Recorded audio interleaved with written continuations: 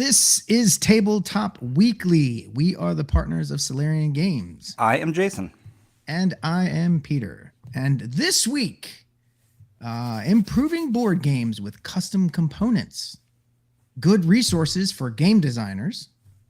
Finland adds tabletop role-playing culture to its National Inventory of Living Heritage UNESCO Convention. Count Binface marches back into the spotlight in 28mm scale. And designer pair launch Color Sim, giving publishers a free tool for colorblind-friendly board game creation. And Jason, I can tell this last one is got to be English because it's color blind. Or Canadian. Or Canadian. Oh, yeah, okay, fair enough. Yep. Who knows, but it's color. Right. Yeah, this is good, too. I'm really liking this because our first two stories are about helping game makers make games. So that's really cool. All right. And hey, look at this. Linda the Gamer. Hey, everyone. Hey, Linda. Hey. All right. Okay. Go to it. Yeah. Yeah. This stuff. You know what? The very first thing in here, I'm going to let you try to pronounce things. Oh, God damn. I did put a phonetic pronunciation for you. Did. All right. So there's a couple games we're going to talk about. The first one is Settlers of Catan by Tunyapat. That's pretty good. Tunyapat, but yeah. Tunyapat, okay. Yeah. All these So tiles... this is a gamer from Thailand who made this cool stuff. Okay. And these tiles are all crafted by hand. And we'll go through these in a few minutes. We got a bunch of pictures. We really got to describe, because don't forget we got our audio folks as well. Yeah. So we're showing some 3D Catan. It's like a 3D Catan board with, you know, like you would have for miniatures. So you've got like little bushes and rocks and water and like little tiny walls and stuff. If you've ever watched a model train enthusiast make all of their terrain, this has really got that energy to it. Oh, and I guarantee you they use model train resources. Like those trees are probably from model train stores. That's usually what like a lot of game designers will buy their stuff. Such a good idea. Yeah. So so she says, there's a quote for her, and I want to read it verbatim here. Yeah. Why not try building it myself? The project involved a lot of trial and error. Some pieces ended up too small, others too large, and quite a few had to be remade from scratch because they just didn't feel right. What surprised me most was how much time went into little details, experimenting with realistic water effects, figuring out how to make trees durable, balancing the composition of each hex, leaving space for the number of tokens, and thinking about storage and cleaning up after the game. And there's more to the quote, but that's basically, you know, that's the gist. I'll go to the last part. I think the gist is that this was a labor of love done by hand, bit by bit. I mean, this is an artist. Look, this is an artist. It's fantastic. And I've done some stuff, some miniature like fabrication stuff for games and stuff. And there's a big learning curve, learning how to make big things look small and look kind of real enough, you know? Water is so hard. I mean, I've seen Alyssa Fadden do some really cool stuff with resin and things like that. I don't know what Tunyapat used here, but it looks great. Yeah, a lot of time you'd use resin, and then you would take like a brush with some white paint on it and like put your streaks in there to make the water seem like it's, you know. Okay. And then sometimes I haven't done this myself, but I know there's these alcohol dyes. So it's a dye made out of alcohol, and it causes it to mix with the resin better. I haven't done any of that, but I know that's a thing. There is, I'm going to try to find the name of this. There is a channel on YouTube of... they show a lot of old BBC and Thames TV and things like that. And there's a fellow did a thing called a Model World back in the 1970s. I'm going to see what his name was. But anyways, he would do like a full hour show on primetime TV just building little train terrain, you know? Oh, nice. And his name, I'm going to get it here, Robert Symes, Bob Symes. Anyway, It's really, it's like beautiful slow TV kind of stuff, right? Like you can just sit there and he's just making it. But the thing that's amazing is we think about, like you mentioned, you can go down to the shop now and you can buy some little trees and you can buy some this and that. He couldn't buy anything. Nothing was sold in the shops. So he was showing how to make things like, oh, let's take a piece of string and tear it apart and remake it into a cloud. And Right, now I'm yeah. gonna make a tree out of a toothbrush. And So if you just go look for Model World BBC on YouTube, and I swear hours of cozy, calm entertainment. yeah, when I was a kid, when I first started playing D&D, so somewhere around 80, 82, but between 80 and 82. They had it in somewhere there. 1882. Yeah, 1882. Yes, I say. But the local place that we used to buy most of our game stuff from, right in the early days, the earliest of days that I remember, was a train. It was a hobby shop, but it was mostly Yeah. train stuff. And there was this little shelf with D&D books on it, and they did have the little miniature figures. And it was funny because the D&D miniature figures were like on a shelf below, like the train minifigures that they would put on their thing. But yeah, that That's was so really fun. that was pretty cool. Yeah. Yeah, I honestly, so much of our nerdy pursuits kind of goes back to the train folks. Yeah. I won't go on a long thing about this, but there's a group, when people talk about hackers, right? So the word hackers kind of started at MIT back in the 1970s and late 60s. And originally it was used to describe the folks in the Model Train Railroad Club at MIT. Okay. And then they later got into hacking computers. And so, like, even computer hackers came from Model Train World. Right. Right. Yeah. And back in the, I want to say it was 84, I think. I went to my first convention ever, and it was at a local college, and they had this game called Battle Droids, which became BattleTech later, Oh, okay. because apparently they got sued for using the word droid, and then they also got sued for using all of the old Robotech figures as the in their book. So then they changed all that up and became Battle Droids. I actually still have a copy. I'm sorry, BattleTech. I still got a copy of my Battle Droids. But when I got home from the convention, I also bought a pack of these iron-on hex. They were big hex patterns, and you would iron them onto a sheet. So then I laid out this big white sheet, ironed on all these hex patterns, and we went at it with the mecha. And that's how you got your battle mat. Yeah, that's how I got my battle That's mat. funny. Yeah. And I also cut them out of foam. Like I got these big sheets of foam, Yeah. and I drew the hexes on them and cut them out and then stacked them up so that our droids could go up. It didn't look anything like any of this really cool stuff. It looked like foam cut out on a white sheet with black lines on it, but it was Well, fun. I noticed at the dollar store the other day, they had these felt hexes there. And I was just thinking, what scale would that be? What game could I put on these if I made a board out of them? Right. Go to your dollar store, go to your craft store. Anyways, we got a lot more to look at here. Yeah, So what yeah. else Let's we keep got? going. All right, so here we go. Here's the awful green things from outer space. Now, I got these images from you, so I'm assuming that this game started in Dragon Magazine. Right. So the Awful Green Things from Outer Space, it's gone through a lot of different iterations, but I think it's been the exact same rules every time. So Tom Wam he's one of the best game designers in the world. I've never played anything by Tom Wam that wasn't crazy fun. And you can see his illustrations on the right there. What we're looking at on the left is the dragon. Back before it was Dragon Magazine, it was The Dragon. So it's still when Tim Kask was running it. Right. And it was number 28, and there's a little fold down that says complete fantasy board game inside. Well, fantasy board game, it's a sci-fi game. But so the original thing, you basically just got a fold out in the magazine. That was your board, and you cut the little chits out of the magazine.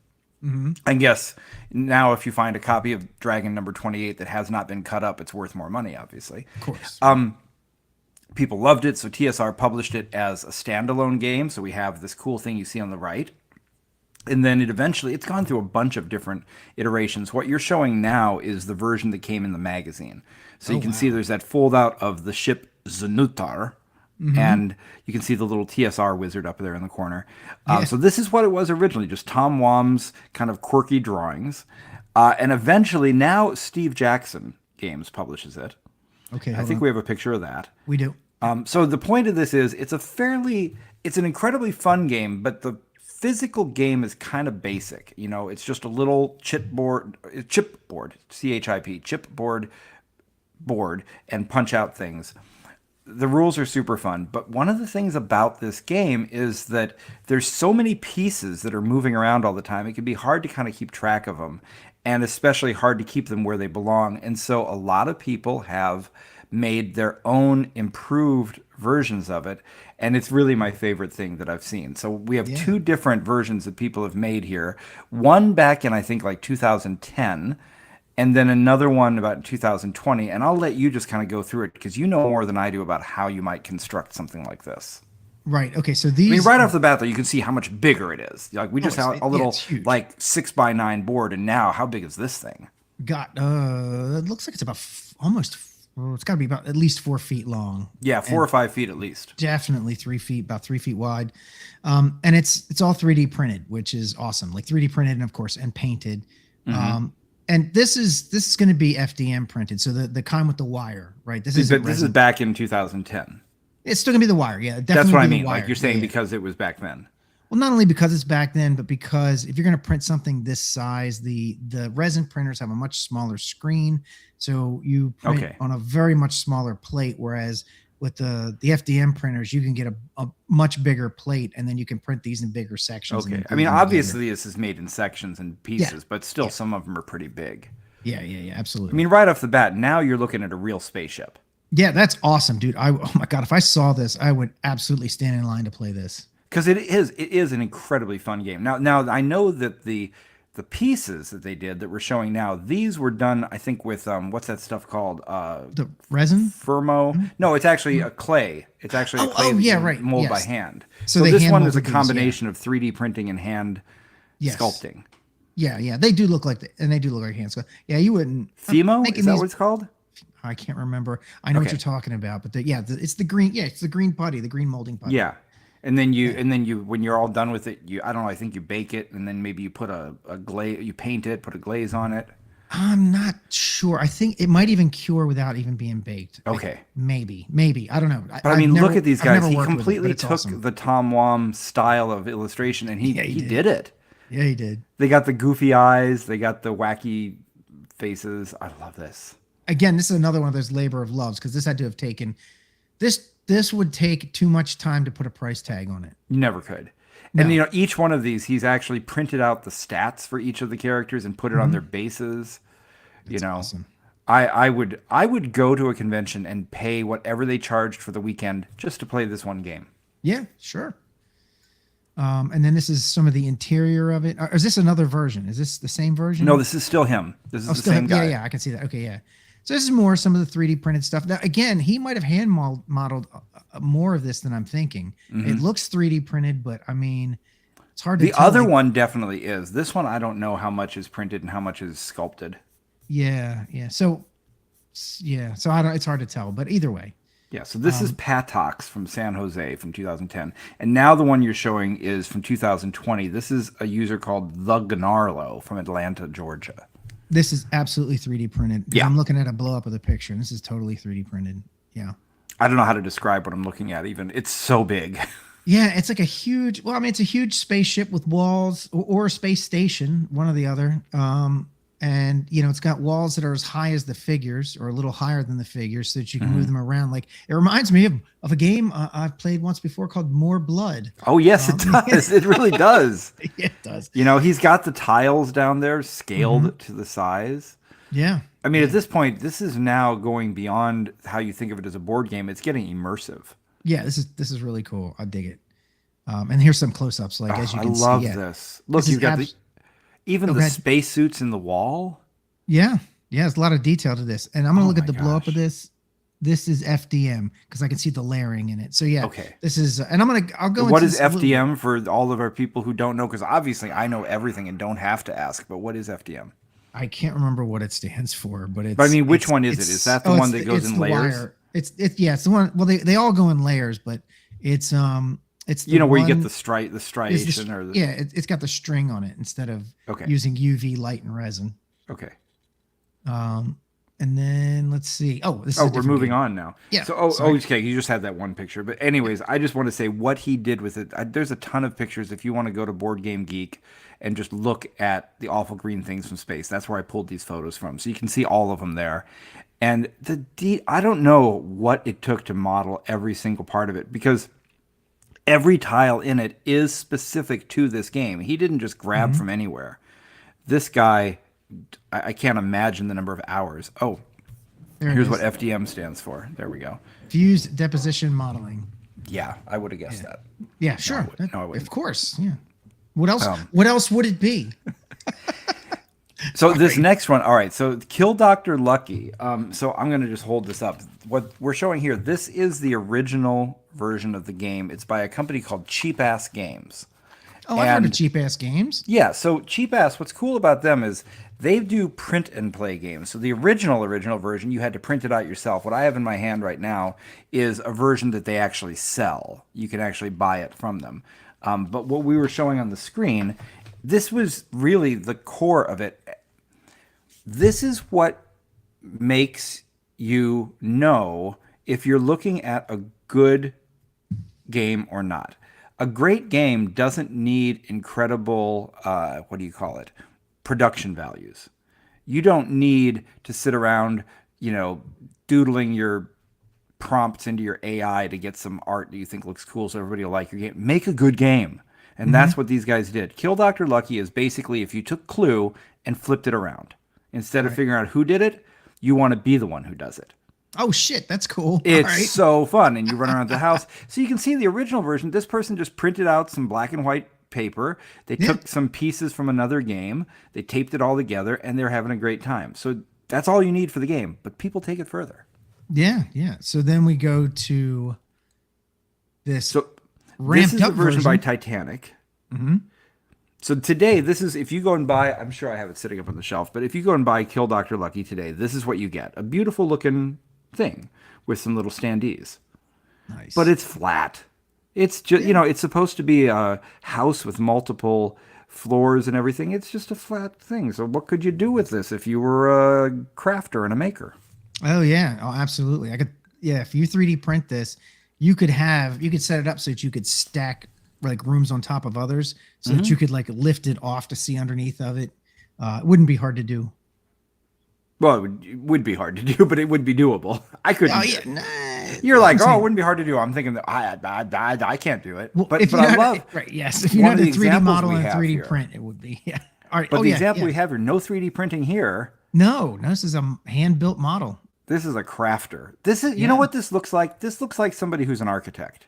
It does actually, absolutely does. This does look like an architectural. How would you like- describe this for the audio folks? It looks like it's made out of foam core. So they've taken like 1/8 inch, I guess maybe 1/8 inch foam core. And if you guys don't know what foam core is, you've seen it in schools. When they put up the poster board. When it's time for the it's science fair? Yeah, for the science fair, but it's that thicker poster board that's got like you use it for when we do the convention stuff, like when you're putting out your maps and stuff. Yeah, that is my little trick, and I'll tell anybody this. If you're taking big maps for an RPG to a convention, don't try to make them lay flat. They're never going to lay flat. Instead, just buy a piece of foam core and some spray adhesive and just put the map on the foam core, and now you've got basically a board, like a board game.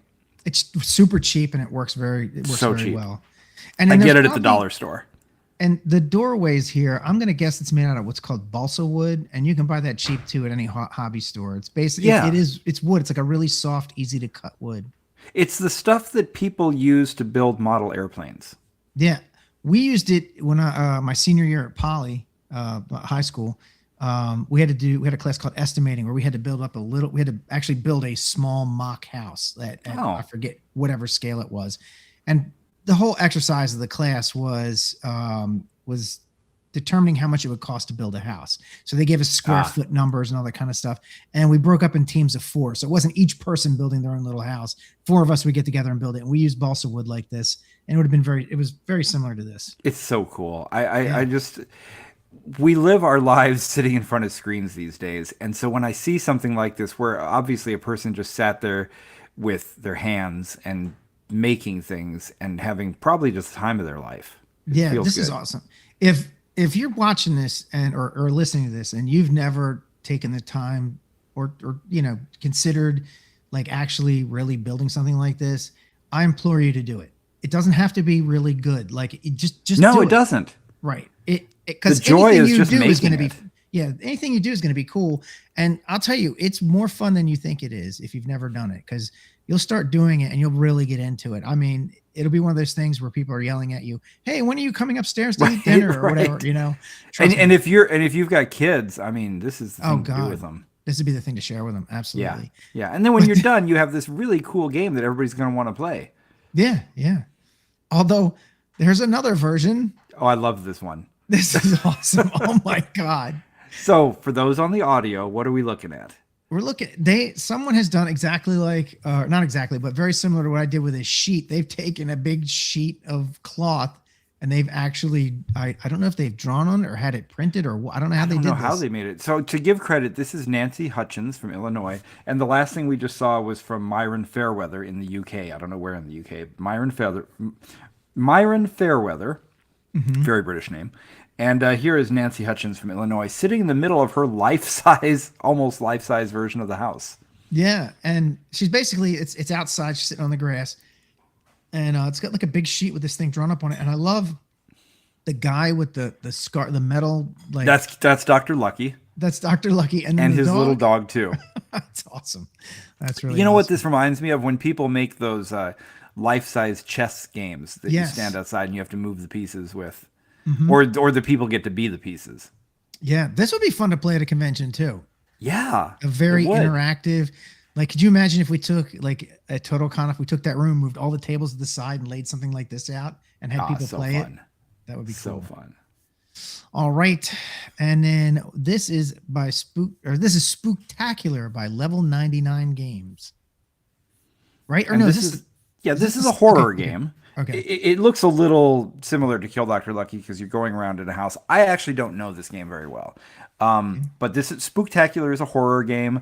The game itself is good looking to begin with. I mean, they did a great job with it. But this particular fellow, Tim Powell, kind of looked at it and said, I can do better. So he did. And so these are some model cars, and then I guess these are screens. Is this like They look is it like in a movie theater? screens. Yeah. Yeah, I feel bad because I don't really know. I haven't played this game, so I don't know the rules of it. But I'm assuming Spooktacular has something to do with horror movies, maybe, because it Maybe. looks to me like he's made a little. What do you call that? The place where they take the tickets from you, the ticket booth. Oh shit. The ticket booth, yeah. Yeah, Sure, yeah. why not? We'll call it the ticket booth. Why not? And then you have little movie screens that he's made that are backlit. Right. And somehow there's police cars. Again, I don't know the game, so I don't know what he does with those. Oh, okay. And look at this. And this is your outside. There's your ticket booth. Yeah, I don't know. So it's interesting because what he's done in this case is he's said, I'm going to stick with differently from the others. He's stuck with the original board and he's just made more interesting things to put on the board.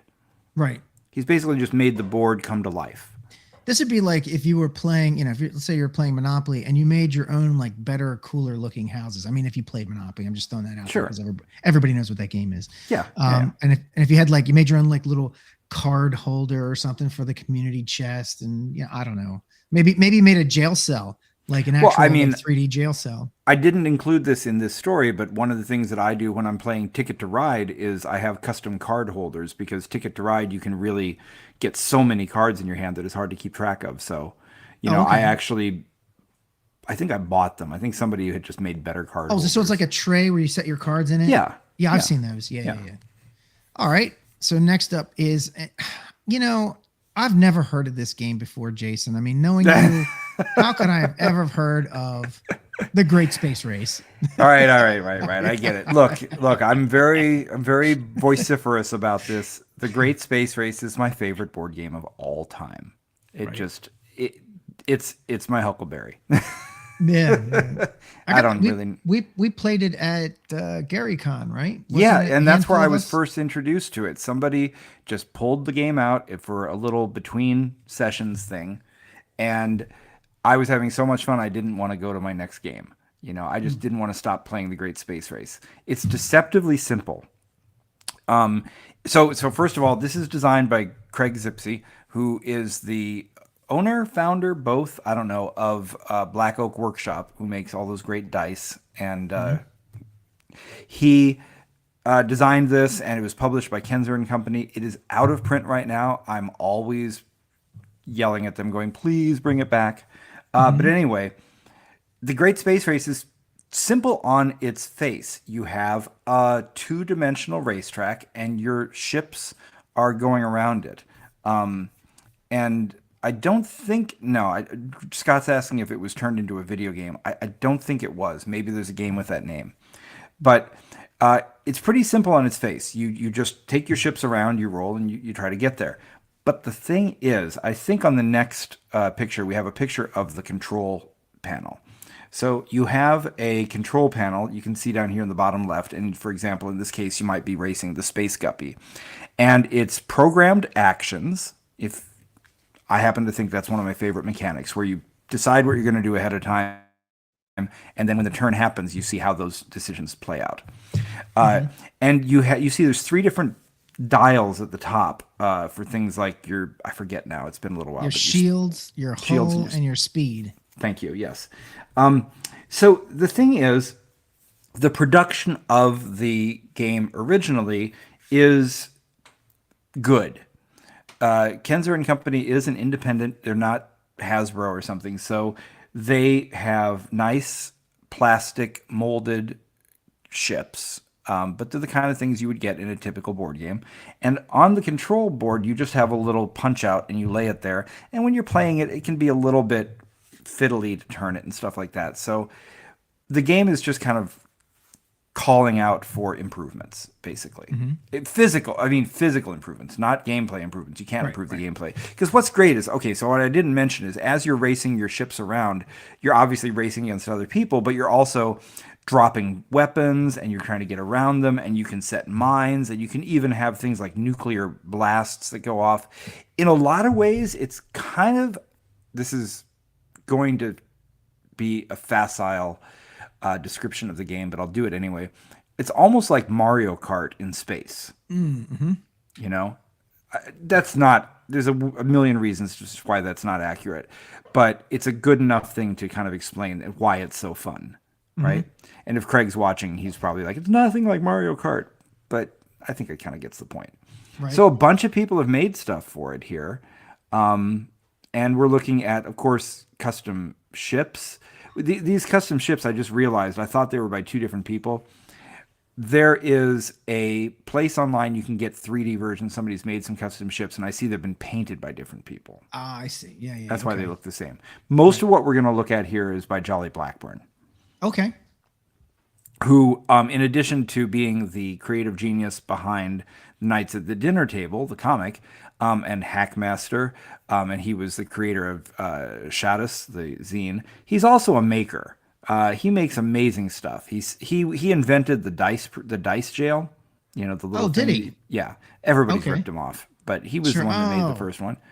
That's funny. Or wait, was it him? Well, he definitely made. He has these things called dice. I don't know. They're like these little stands for them where he's invented a bunch of good stuff, lots of ships and things. So he's made a lot of stuff for this game as well. So what apparently we can see Jolly here, Blackburn's a big fan of the game as well, I would assume. He's a smart man. Yeah, right. So then you got taste. You got the tokens down here. Are those for the what are they? Are they for mines? Those tokens are actually scoring tokens. Oh, scoring. Okay. That's why you have the numbers and stuff on them. Oh, I see. Okay. But you also notice that he's 3D printed a board so that it's a hex board, even though it's a racetrack. And so you want to be sure exactly where your ship is. Oh, that's important in the game. I remember playing it. It's important exactly what hex you're in because it involves how you can turn and how you can move and stuff. And there could be where the explosion hits. Right. Yeah. And so if you're moving along and, by the rules of the game, you might not be able to avoid the mine because it's like, well, I can't turn again and I have to go forward one more, damn it.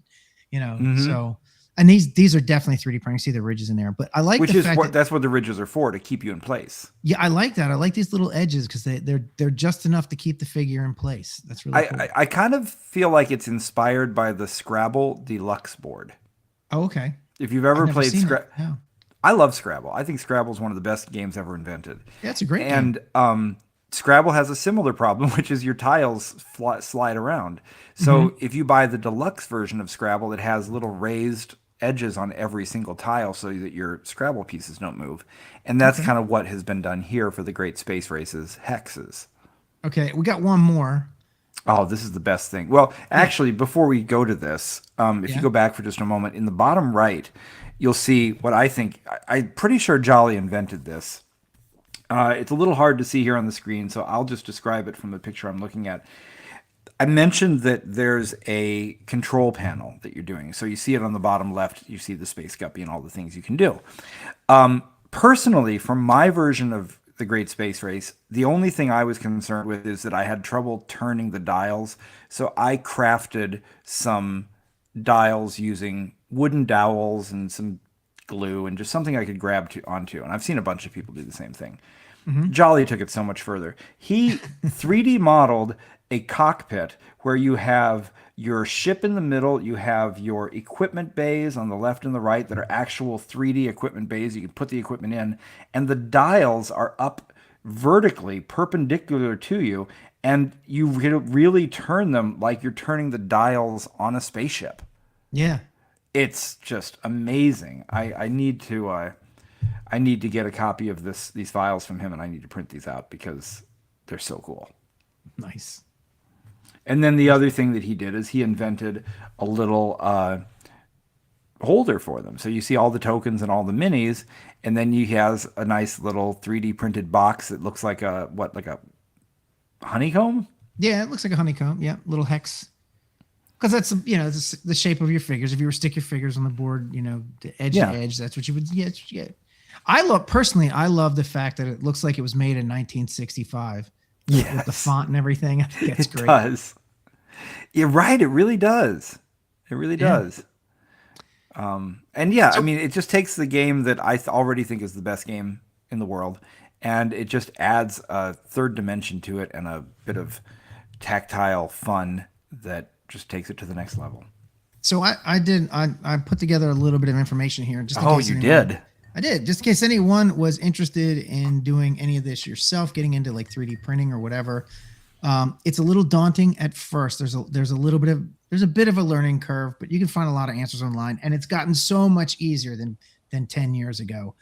The machines are easier to use, the software is easier to use, and there's so many people out there willing to help you. The materials are better. It's just everything's better.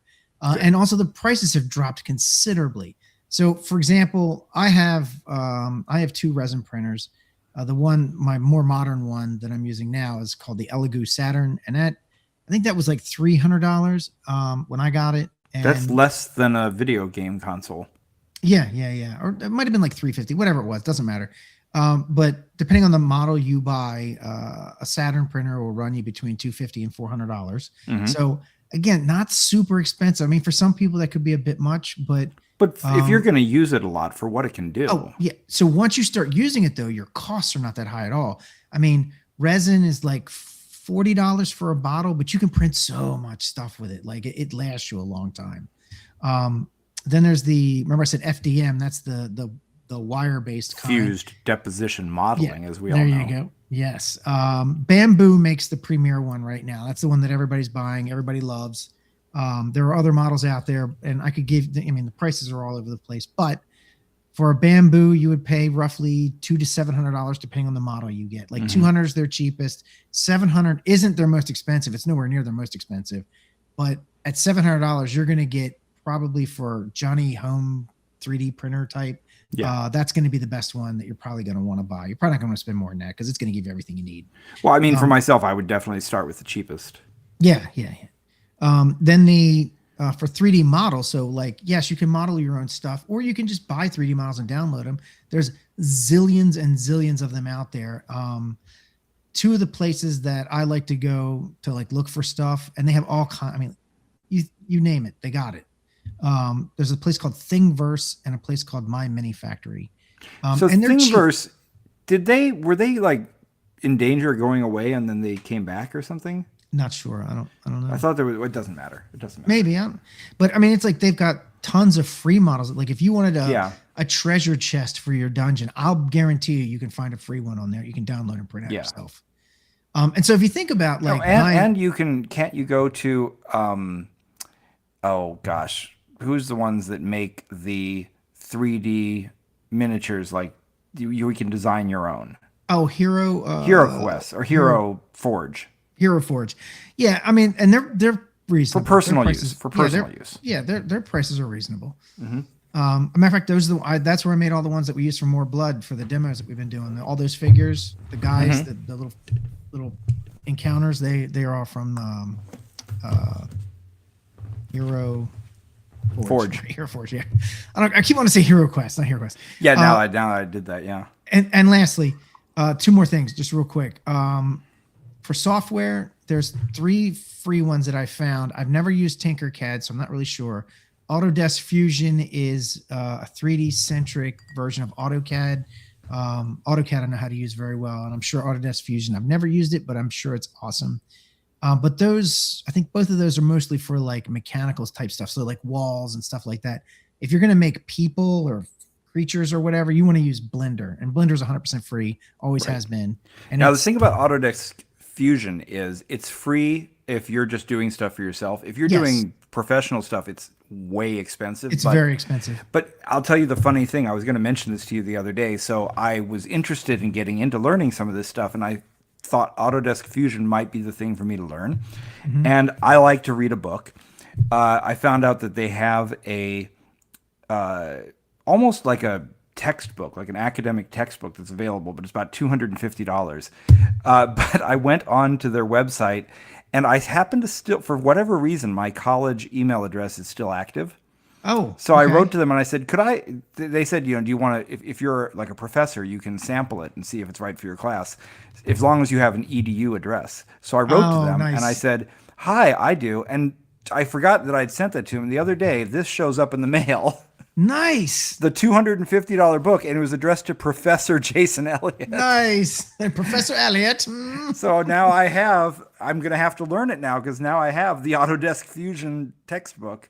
There you go. So we'll see. I'm going to be a CAD 3D guy, maybe. You can always hit me up because I'm sure it's very similar to AutoCAD. There's probably some stuff. I'm just glad to have a book. Nobody has a book anymore, so I'm just glad to have a book.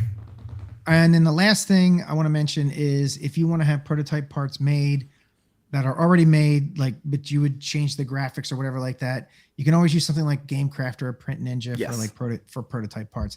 You're not going to go into production with them because they'll Well, this way is too all expensive this for is that. all for your own use. This is for your for own fun use, at yeah. home. You know, we're not talking about things where you're trying to invent the next great game. We're talking about you want to have more fun with the games you already play. Yep. All right, that's it for that. Let's move on to the next Woo! story. That's a biggie. All right. Well, here's some more stuff. So we're going to talk about good resources for game designers, but I'm going to mention just for a moment where the inspiration for this story came from. I like to be a positive guy. As everybody knows, I'm somebody with very few opinions, and they're all 100% positive. Bright sunshiny Jason. The sun shines out of my behind. But, to quote Morrissey, the other day, this fella showed up from a country that I won't name because I'm not here to name and shame. I'm just going to say from a country that isn't the U.S. And whatever, I'll say he. I've already said he. He was spamming the heck out of all these different groups on Reddit and Facebook and everywhere else with this idea of, I'm going to be your game design guru. If you have trouble with game design, mechanics, balance, world building, playtesting, layout design, come to me. Let's talk about your game. And, well, it was pretty obvious that this was some dude pulling up ChatGPT and, just basically trying to sell the answers he got. His artwork was all AI generated. People were saying that his writing was all AI generated. I'm not one to judge. It looked like it to me too, but he wouldn't admit it. He's like, no, I've done all this stuff. And he had made a game or two, not much, but he was getting into fights with everybody. And it was just, what struck me was, here's some guy who has decided that he's figured out how to use ChatGPT as if everybody else hasn't figured it out too. Right. And he's going to essentially do a little bit of arbitrage, you know. And I'm gonna be giving credit where credit's due. The idea of doing a little knowledge arbitrage is not exactly a dumb idea. You know what I mean by arbitrage? I do not. Arbitrage is, well, typically arbitrage is something that they talk about from a financial perspective. So, for example, if you find out that tulips in Holland are selling for $4 and in France they're selling for 20, you're going to go to Holland, buy the $4 tulips, bring them to France, and sell them for 20. Okay. The difference between those is the arbitrage. Got it. So basically, arbitrage means that you know something or have access to something that other people don't. That's the only value you're bringing. You're not actually doing anything to increase the value. Your value comes from the fact that you know something the other person doesn't. And so, you know, there's something to be said for that. But you can't really apply that to using ChatGPT. Everybody can do it. Mm-hmm. And I said to this guy, look, you are targeting a hobby / industry with lots of people who make things, but nobody makes any money. You know, everybody's breaking even. If they're breaking even, they're really happy. A lot of people are losing money as they make their games. And you're asking them to pay you to teach them how to do better mechanics and better playtesting and better layout design. But you're not even an expert. You're just going to ChatGPT. Right. Anyway, I'm trying to learn not to get into so many arguments on the internet. So eventually I walked away. But what it got me thinking was, hang on a second though. So this guy's he's a jamoke, you know, or whatever. And he's a dummy. But there are really good resources. So I wanted to talk about good resources from people who know what the heck they're talking about. And I can see the first thing we have up on here on the screen is one of the best resources from one of the best game designers. So these are things by Jim Ward, James M. Ward, and also Stephen Chenault of, is it Troll Lords? Troll Lords, yeah, I believe. Thank you. Sorry, Stephen. I have both these, by the way. What do you think? Yeah, they're good. They're really good. They're very handy. So what we're looking at here is a pair of books called The Storyteller's Thesaurus and The Storyteller's Dictionary. I think the Thesaurus came first. I think. So Jim Ward and Anne Brown did a book called The Storyteller's Thesaurus for Fantasy, History, and Horror, which is just a great resource for all kinds of things. And then they did another book called The Storyteller's Dictionary. And these are not books to sit down and read cover to cover. These are reference books, you know. So when you get into these, it's a dictionary, exactly what you think. So I flipped to a random page here. Sure. Right. There you go. Yep. So I flipped to a random page here, and I'll just have to come back so I can read it. So you see words in here like palash, a heavy single-edged sword with a straight blade, the blah, blah, blah, blah, blah. A shottel.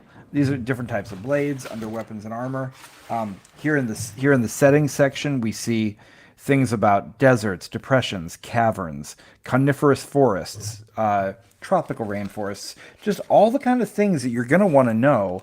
And I'll just give a little bit of a look at the index or the table of contents here. So I think that's the best way to describe it.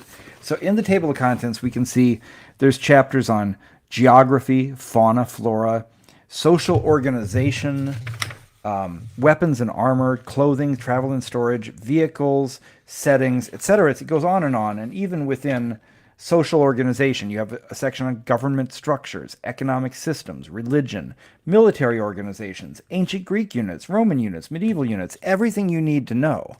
It's a starting point. You know, if you go in here and you find out who all of the ways that ancient Greek armies were organized by their units, it's a good starting point, and you might decide, I want to go do more research. But this is where you start with that. It was just, what were we talking about the other day in the other episode?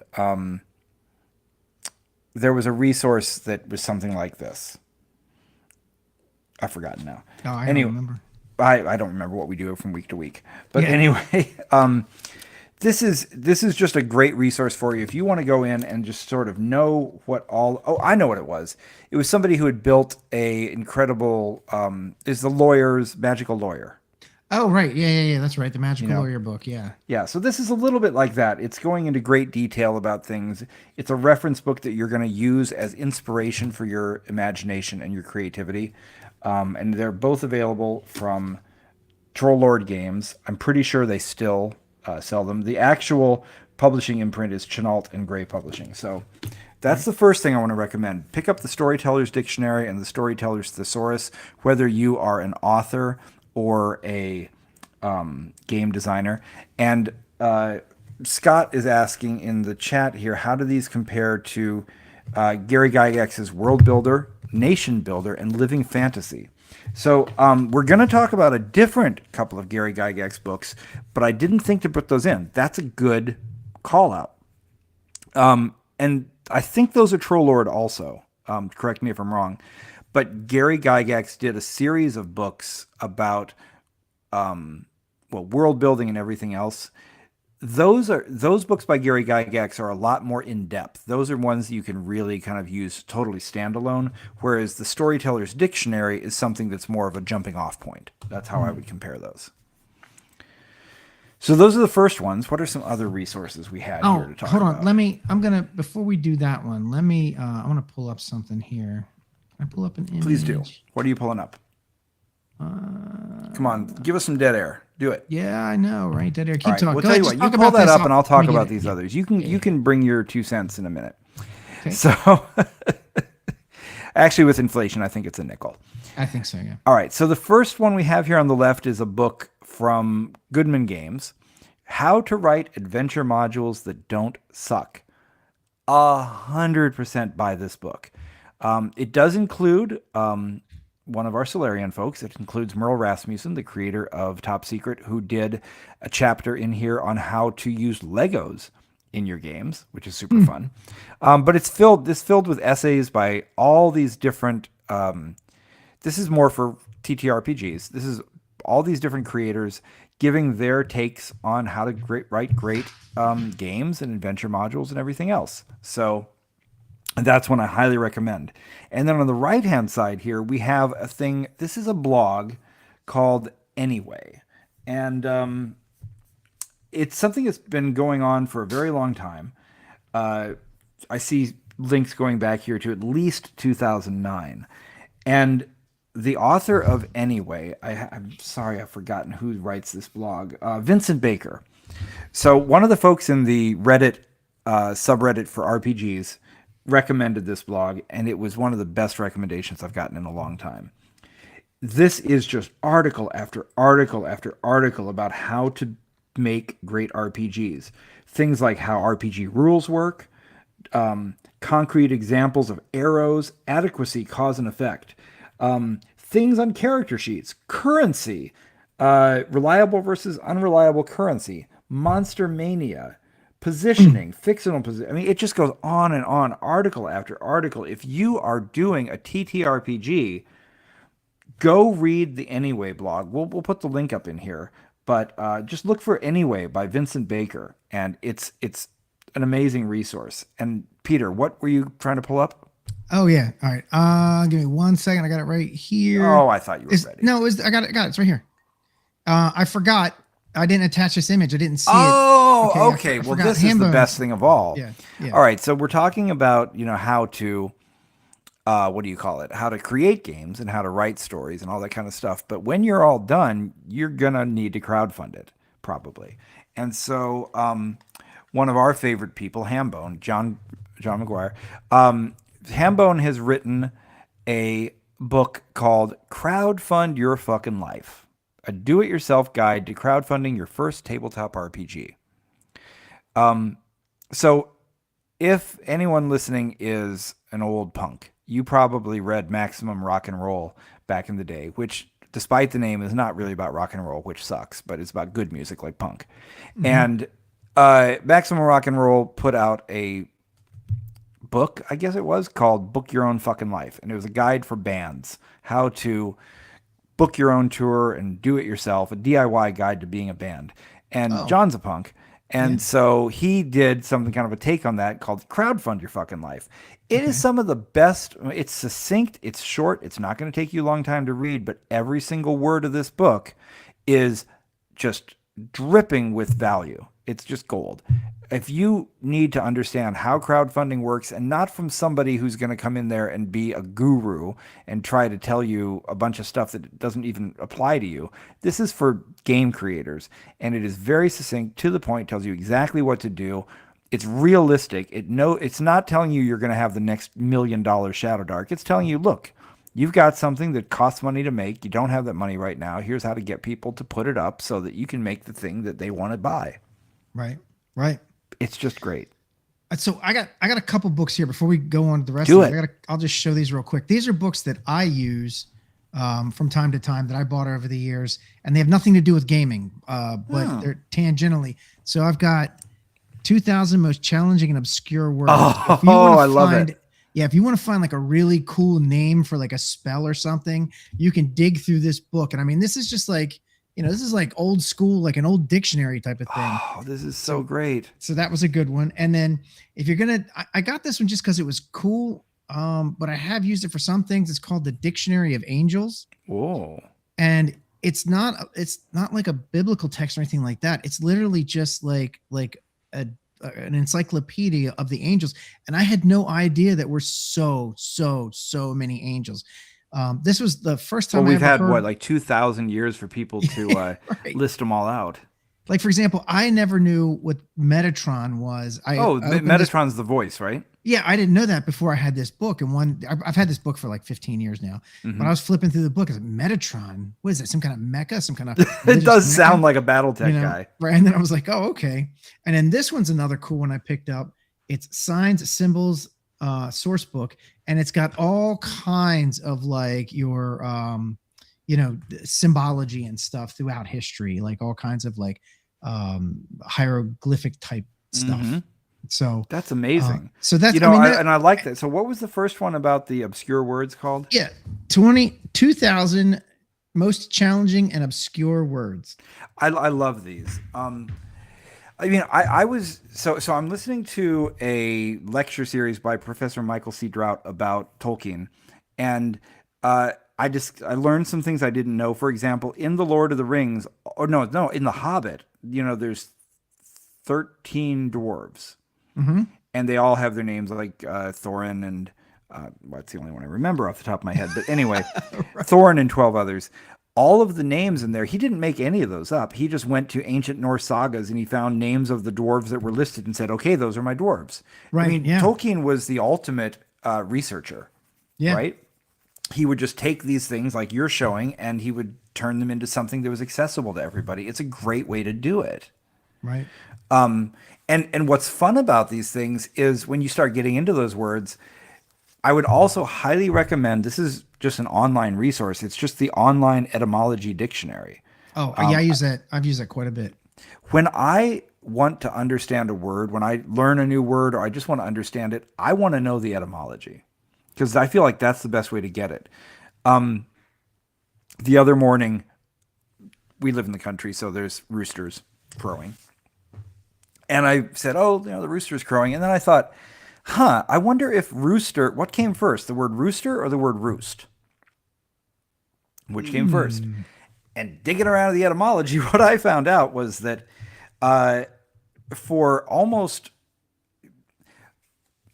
we didn't start calling them roosters until about 100 years ago. For most of English, a male chicken was a cock. That's, you've got a hen and a cock. Yep. And there's an old Germanic word called Rust and Old English called Raust. And these are basically just mean the roost is like the top of your house.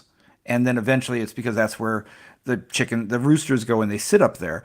And so what they started doing is they would call them roost cocks because the cock would sit on the roost and all those kind of things.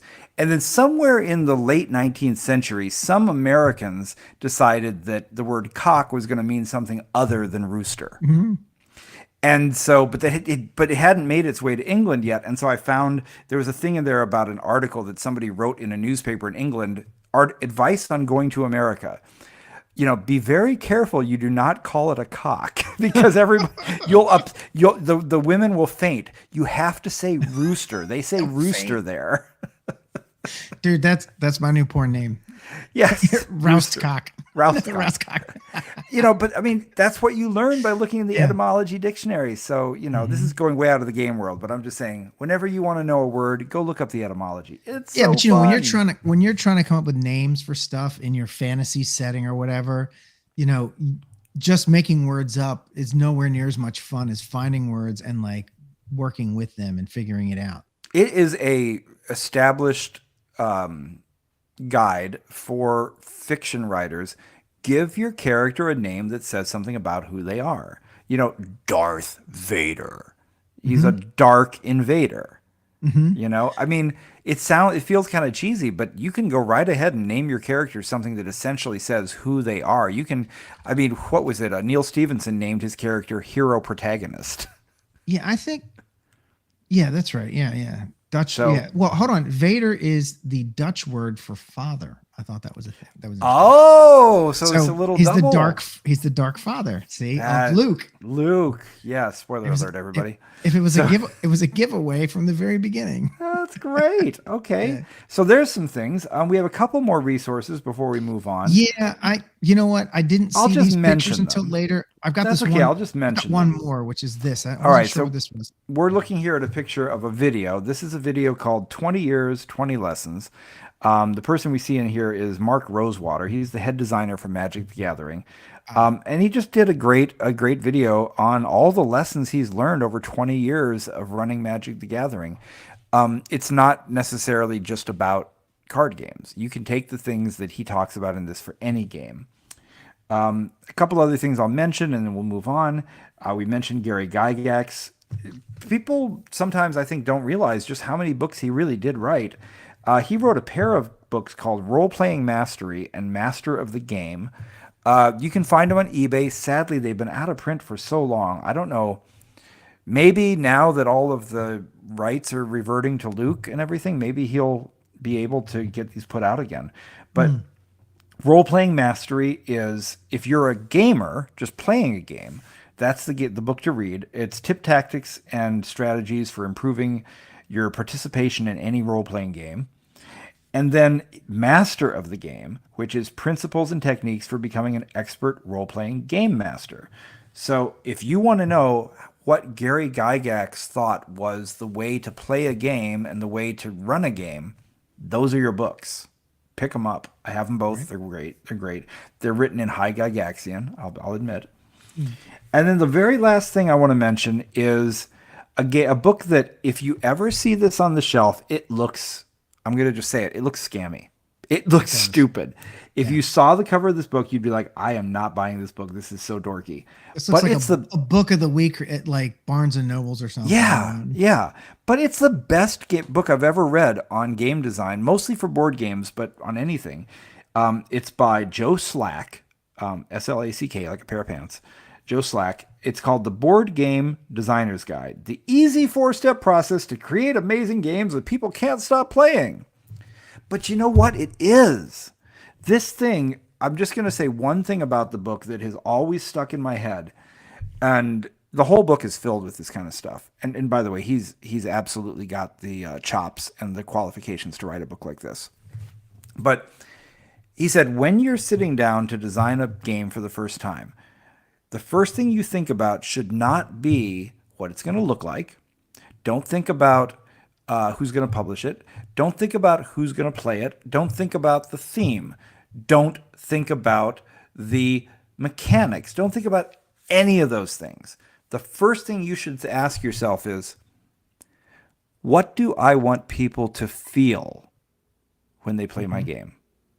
Do I want them to be scared? Do I want them to feel wonder? Do I want them to feel silly? Do I want them to feel like the master tacticians? Do I want them to feel like they're having a great time with their buddies and it really doesn't matter what happens? That's the first thing you have to think of. It seems obvious in retrospect, but until I read it in that book, I never, ever thought about it that way. So The Board Game Designer's Guide by by Joe Slack. Highly recommend it. It looks goofy, but I guarantee you're gonna love it. I will say, for some real validity attached to this, I mean, in addition to Joe Slack, it says forward by Jamie Stegmaier, which is one of the premier board game designers in the world. Yes.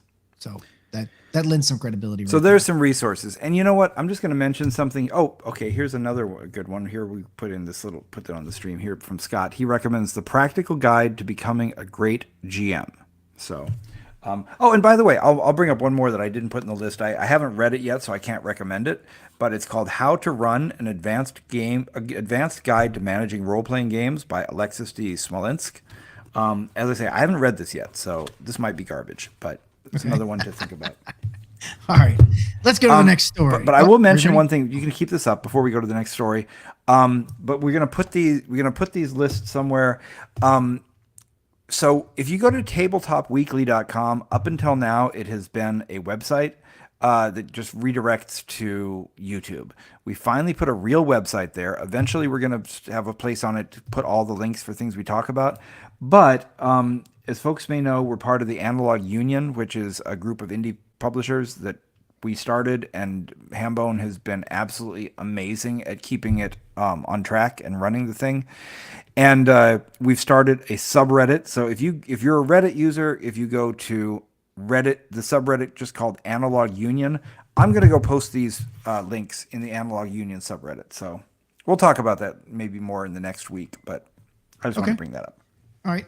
Yeah, I pulled up the wrong image. The next story is actually Finland adds tabletop role-playing culture to its national inventory of living heritage, which is and you're going to pronounce every one of these Finnish words perfectly.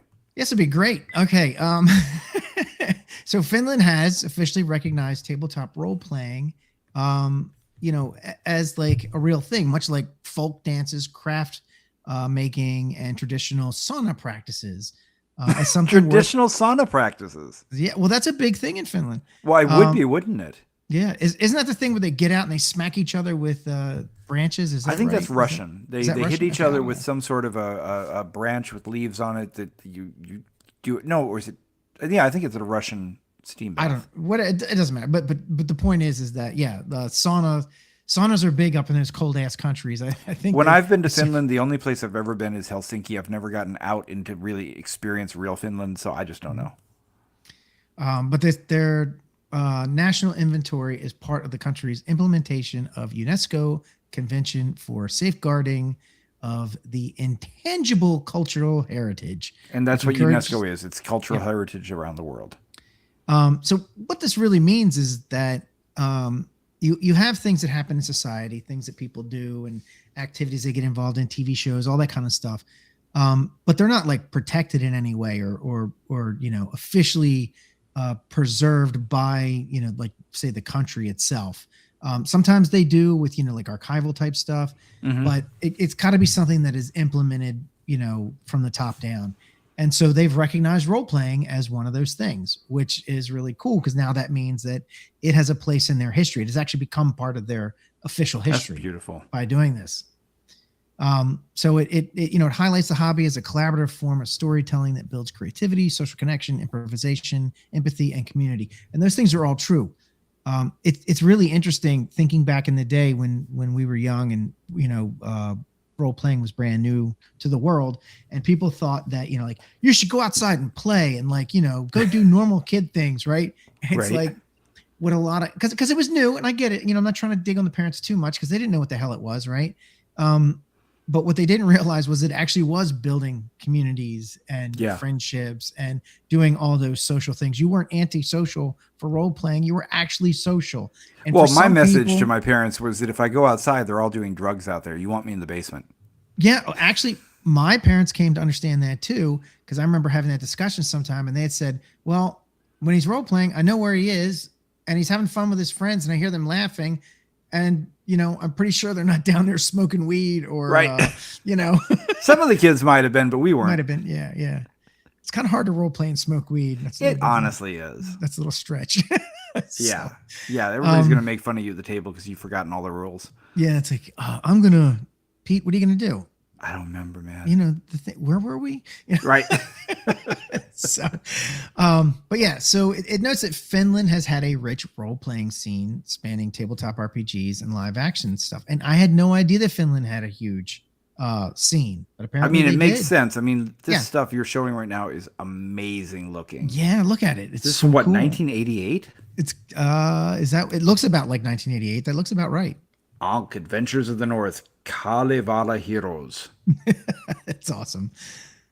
Yeah, that looks about right. So then it says, so the picture that we're showing is, I don't know how to pronounce it. Well, it's Ankh. I don't know if there's a Ankh, pronoun- Adventures of the North, Kalevala Heroes. But oh yeah, you're right. There it is. There, Yep. that's where you're reading it from. 88, by Nilo Split. Spell it. Oh, I think this Nilo is actually a Spellit. German. This is Nelo Spillet. I don't know. That sounds German. And designed by Pasi. I got this one. Yahunen. Yahunen. Despite its English title, a Finnish language role playing game that combined the world of Kalevala and Anglo-American fantasy tropes, covered by, oh God, I'm doing this just because it's painful. You're just doing this to yourself. I am. Petri Hiltunen. There you go. That's probably I right. got that one right. All right. Sure, why And not? then We have and no then- idea if we got this right. Of course I did. Of course I got it right. I pronounce everything perfectly.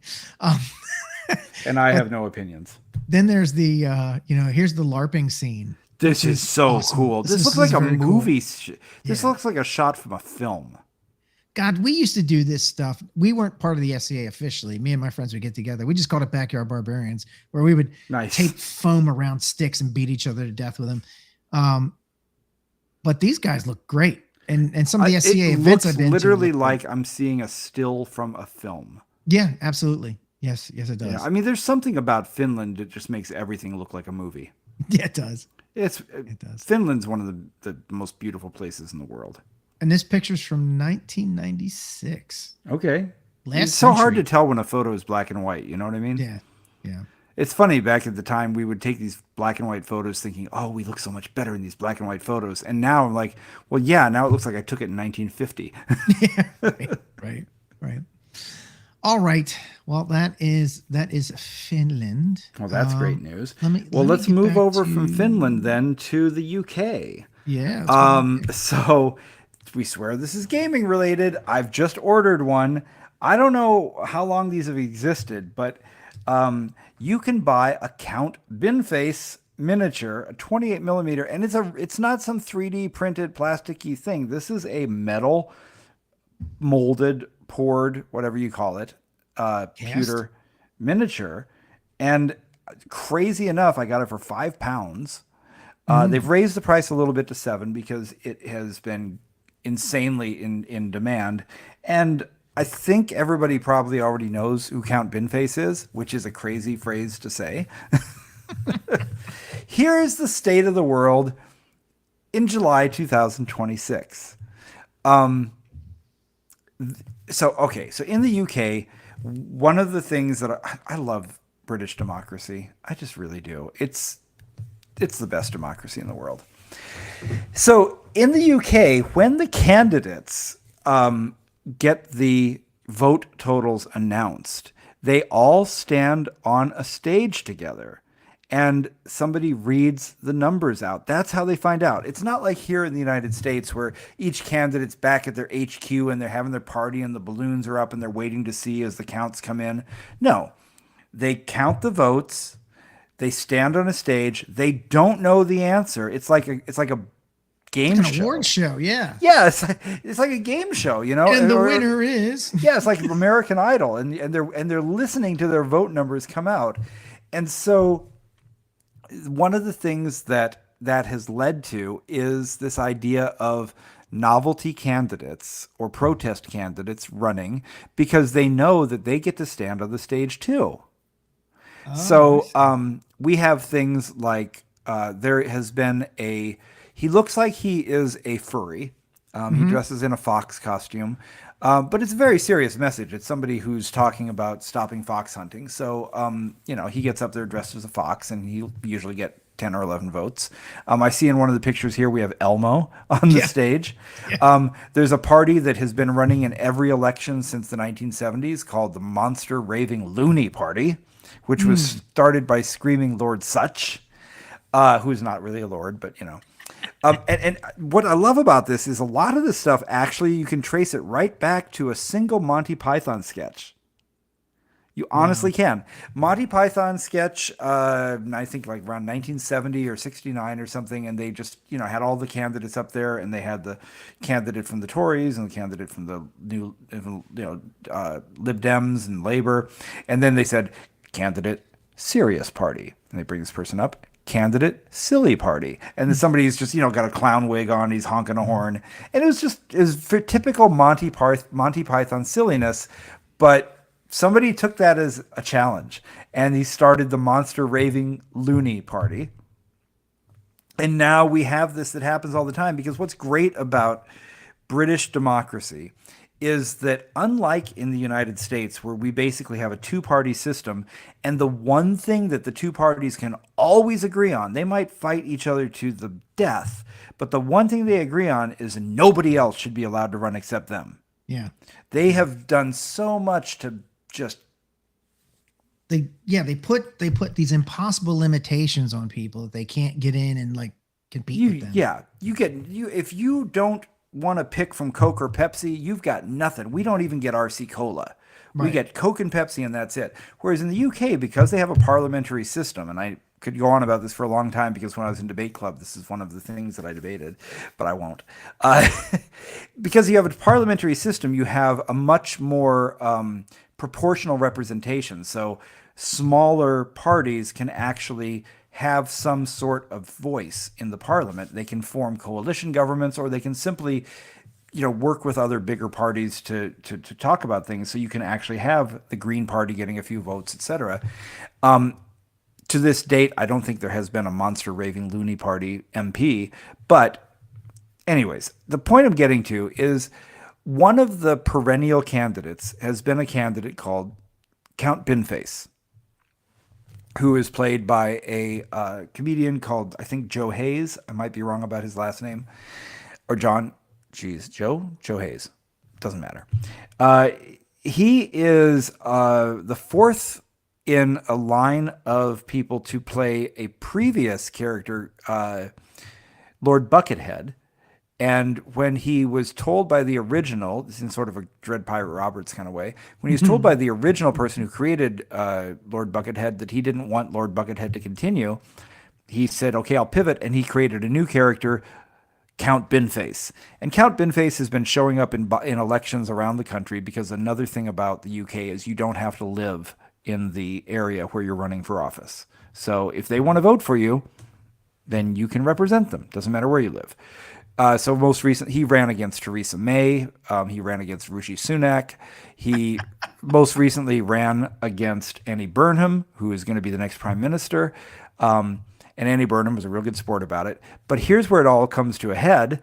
Right now, down in Clacton, which is down in Essex, Clacton-on-Sea, it's a relatively small constituency, very, very right wing, and they have been the home constituency for a fairly infamous fellow named Nigel Farage. Nigel Farage. I don't need to get his name right. Who cares? He's never there anyway. And so, but they voted him in. He's part of a party called Reform. So we'd call them a third party here. They're just a smaller party there. But they've been getting a lot of traction as they do this sort of populist right-wing stuff. And Nigel Farage recently got hit with a bunch of investigations for taking laundered money, allegedly. And instead of letting the investigations play out and potentially kicking him out of Parliament, he thought he could do a really clever move by resigning.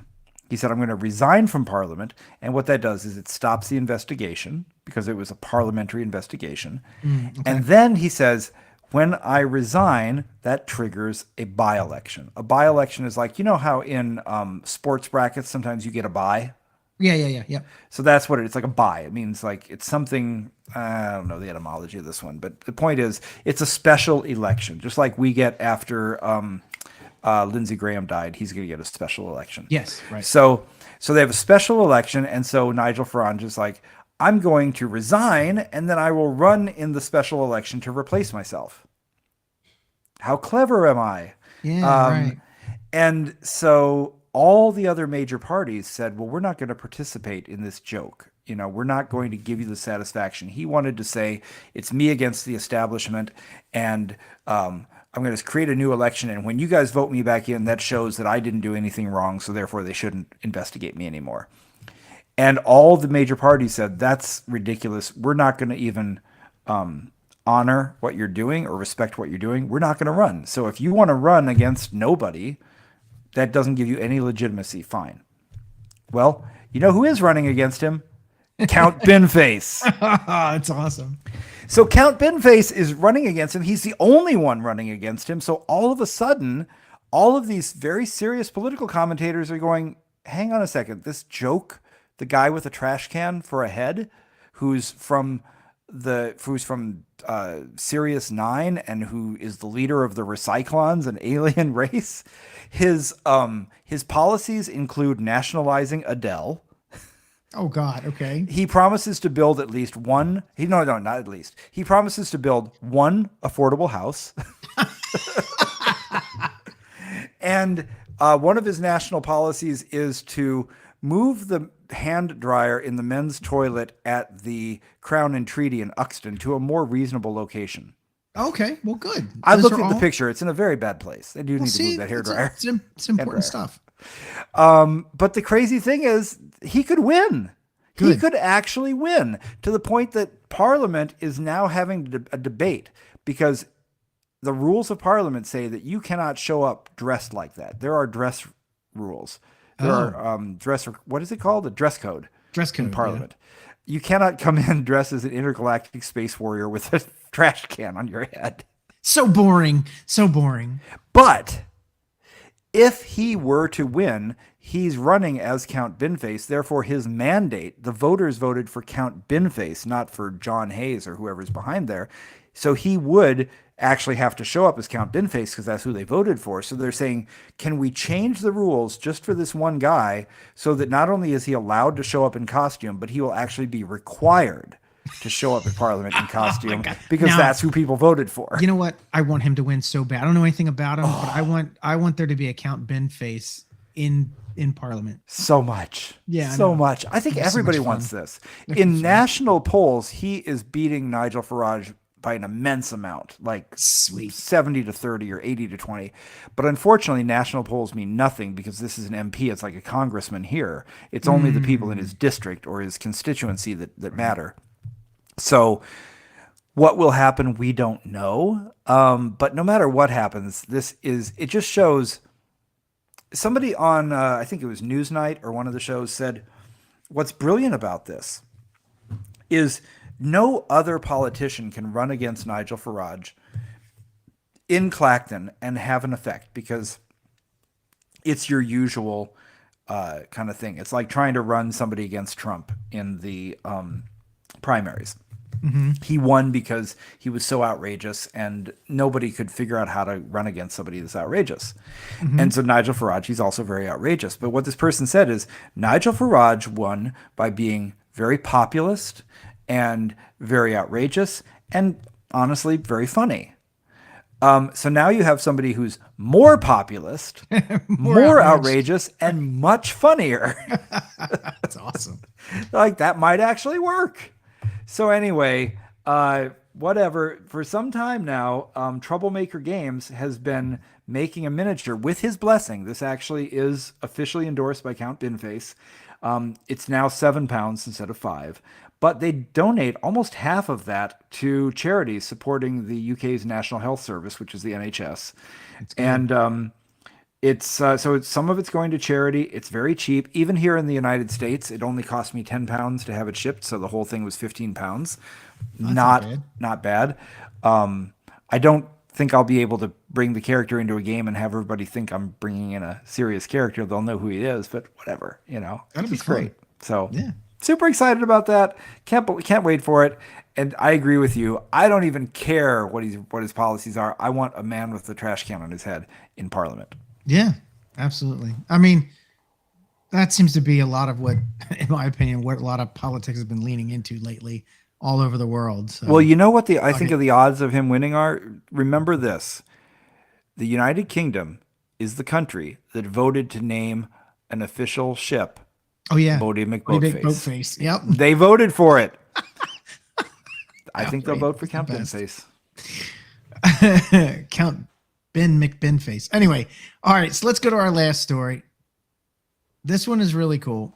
I love this. This is it's a system for game designers if you want to have color coded things in your game so that people who are colorblind and there's all kinds of color blindness, just so we know colorblind doesn't mean black and white. Well, I mean, I don't think everybody does know. I think it's worth explaining. There's okay. a lot of ways to be colorblind. Yeah, there's a lot of ways to be colorblind because we have 3 rods in our eyes that pick up 3 different color spectrum, and if any of them are damaged or not working at all, or maybe you're missing them completely, colors can be really skewed for you. Like one of the most, I think most, I wanted to say popular, but it's not popular. The most common, yeah, that's the word I'm looking for. What's a popular kind of color blindness that I could have? Right, I know, right? The most common, I think, is the red and green issue without being able to tell the difference between red and green. Yes, yes. Matter of fact, one of my bosses was colorblind, and it was funny because he would come in and more often than not, his socks would be miscolored. Right. And we were all just like, dude, just buy all the same color or buy black socks or something. Or write it on them. Right. But nobody cared. I mean, we're all just like, it was funny, but whatever. Well, hey, Granimals helped us with that when we were kids. Yeah. Yeah. So what this is, it's a system where there are symbols that go along with the colors. And so that if you can't see a color properly, you can instantly recognize the symbol. And one of the things that I really love about this is the fact that they took the basic colors like red, yellow, and blue and kept them very simple. So it's a dot, a line, and carrot. I think it's called. Yeah, it's a carrot. The little like upward arrow without a line. Yep. It's a carrot. So, and then black is it's got like a null symbol in the middle of it. It's a circle with a line through it. Mm-hmm. And then white has just a circle, not a dot, but a circle. And so when the colors are combined, they actually combine the symbols, which is really awesome because you get green is a mixture of yellow and blue. And so you have the line from yellow and the carrot from blue, and that gives you green. So it's really intuitive. I really like okay, I get it now. So what they did is they said, if you take color theory and you look at which colors combine to create other colors, they combine the symbols that are on the colors to make a new symbol that represents the new color. Yeah. Yeah. That is genius. It is. I love it. It's and fantastic. Here we have somebody in the chat who is red, blue colorblind. So there you go. We got a shout out to the red, blue colorblind folks in the world. There you go. Yep. So it's made by 2 tabletop game designers. They've launched. It's called ColorSym. ColorSym, and it's free, and it's an open source symbol system to help make board games more accessible to colorblind players. And so I think this came about because wasn't there one that there were resources, but you had to pay for them? And this one, they wanted to make something that was free. Okay. For people to Which use. It should be, because people aren't going to use it if they have to pay for it. We mentioned before, game designers ain't making no money, folks. Right. That's true. And so they say it's a big issue because color blindness affects about 1 in 12 men and 1 in 200 women. Oh, wow. Men are proportionately damn. Oh, geez. That sucks. And roughly 300 million people worldwide. That's a lot. But there are a lot of board games that rely on color. Like you have to distinguish the color to play the game. Yeah. So if you're colorblind, you can't even fucking play the game. Yeah. Like there's no words on it or anything. Some of these, they just use colors. I got to tell you, this is I'll put my UX hat on here because mostly I deal with this in things like application design and web design and that kind of stuff. But we're always seeing junior designers come in who have had no training in accessibility and they haven't had a lot of it. And they have these, like, I have a genius idea. We can just put colors for all of the things so you know what color to click on to do the thing. And somebody always has to explain to them, that's not going to work for everybody, But here's the other thing. You mentioned that there's 300 million colorblind people in the world. I'd be surprised if it wasn't a bigger number even. And you think, well, this is going to help the people who are colorblind, but you know what it also does? When there's a lot of situations where it's hard to distinguish between colors, even if you have perfectly whatever the 2020 version is of color vision, because if you're out in bright sunlight, that can mess with your screen. If you are looking in a dim room, sometimes colors that look perfectly distinguishable in bright light, when the lights are turned down, are harder to see. If you're playing, let's say, like you've got a horror board game and you want to have candles and stuff, all of a sudden, if you've got orange and red, maybe by candlelight, nobody can tell the difference. So That's true. it helps everybody. They call it the curb cut effect, which that means is that when you help people who have one or another type of a need, you actually end up helping other people. So in a city, when you're walking along on the sidewalk, you get to the end of the sidewalk and you have to cross the street. There's a curb, and so if the curb just is like a little tiny cliff, most people can just step off the curb and walk across, but people who are in wheelchairs cannot. But you know who else has trouble with that? People who are pushing strollers. Oh yeah, yeah. And you know who else? People who are pushing little laundry carts or grocery carts. Or taking your baggage, from Or one you're hotel carrying to your luggage. Right. And so all of a sudden, this thing that was done for accessibility reasons, because somebody with a wheelchair might need it, turns out a lot of other people need it from time to time. Not all the time, but sometimes. And it's the same thing here. Sometimes colors are hard for everybody. Yeah. This is great. So Shanbot V42 says, colorblindness makes playing the game Hues and Clues a real pain. That's good. I like that. Yeah. And also, I don't know how familiar you are with this, but when you were talking about like in dark areas, well, certain colors disappear before others. Right. Exactly. I believe green is one of the last to go. Oh, is it? Okay. I think it is. I'm trying to remember what it was. Like red goes pretty quick. I think it's sort of at the top. Mm-hmm. I'm trying to. I can't remember what it was. Well, I'm just thinking. But as your colors drop, you lose the ability to see certain colors as your light goes down. Right. That makes perfect sense. I mean, this is not about board games, but now most people's cars have got some sort of screen in it with their maps on it and stuff like that. If you're ever driving at that time of day when the light is just wrong and you're just like, I need to know what this is on my screen and I can't distinguish it. There it is again. It happens all over the place. So these guys, again, this system is beautiful. It's so elegant.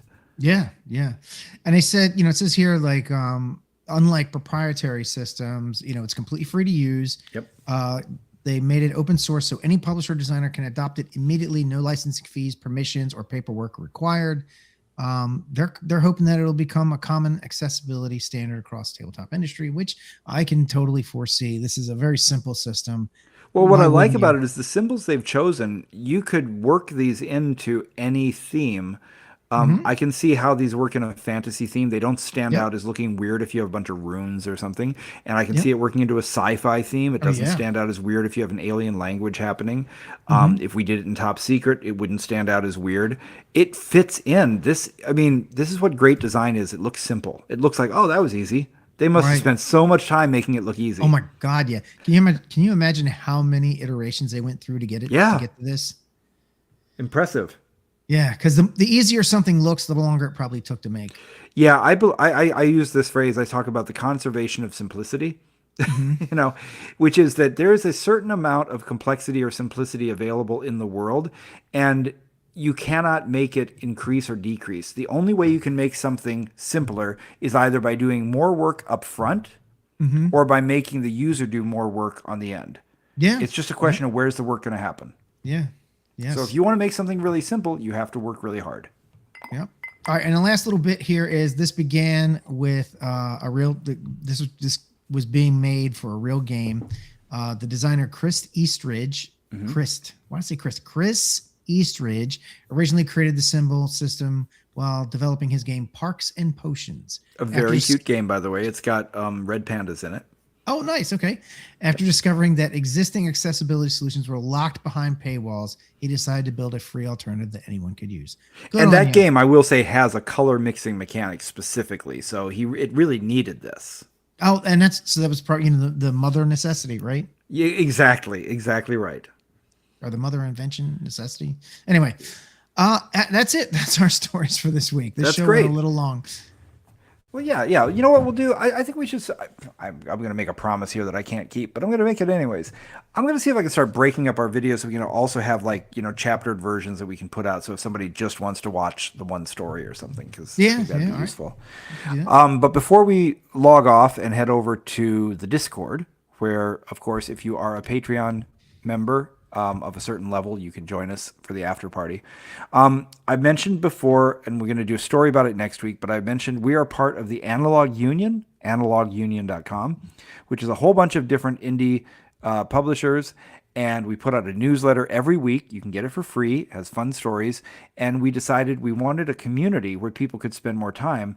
And we didn't want to do Discord because there's a bazillion Discords already. It's hard to keep up with them, and they're very temporal. They disappear. So we chose Reddit as the place to have the community. So if you go to Reddit and you go to the subreddit Analog Union, so you can just go to Reddit and search Analog Union, you'll find it. Or if you're a regular user of Reddit, you'll know that you just /r Analog Union. It's brand new. We have not announced it yet. It's going to be in the Analog Union newsletter on Tuesday. So hopefully we'll have some folks. We sort of seeded it with a few stories to begin with, but we'd love to have you show up. It's a place for you to talk about anything tabletop gaming related that you want to. You can promote yourself. You can look for people to play with, to do work with. You can just talk about cool stuff in the gaming world. We'd love to see you there. So go over to Reddit, to the Analog Union subreddit, and say hello to us, please. And just remember, be nice. Just be nice. Yeah, in fact, that is rule number 4, be excellent to each other. Yeah. If you violate that, we will kick your ass out of there with a big old band hammer. Like if you get all angry or something about whatever, just don't say anything. Go yell at a wall. It's Yeah. going to get just as much out of it. Do like Jason. Learn how to not yell and fight with people online. I'm learning. I am learning. I'm learning it. All right, everybody. That's it for tonight. We'll see you next week, and have many excellent